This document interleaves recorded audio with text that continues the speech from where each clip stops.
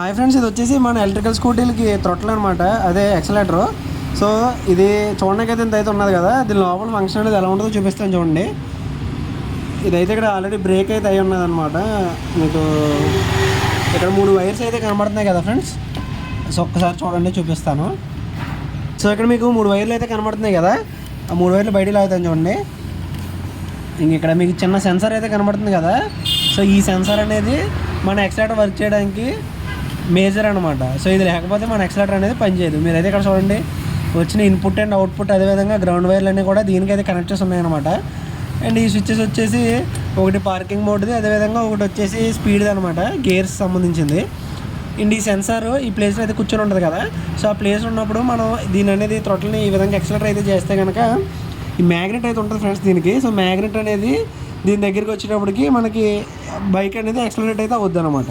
Okay, so థ్రొట్ల్ అనేది పోతే కనుక ఈ సెన్సార్ అనేది ఒకటి చేంజ్ చేసుకుంటే సరిపోద్ది. సో ఈ సెన్సార్ అనేది మనకి మ్యాక్సిమం ఇప్పుడు ప్రెసెంట్ అయితే అందుబాటులో లేవు కాబట్టి మనం అయితే కొత్త యాక్సిలరేటర్ అయితే చేంజ్ చేస్తాం. ఓకే, సో వీడియో నచ్చితే కనుక లైక్ చేయండి, షేర్ చేయండి. మరిన్ని టిప్స్ కోసం మన ఛానల్ అయితే సబ్స్క్రైబ్ చేసుకోండి. Thank you for watching.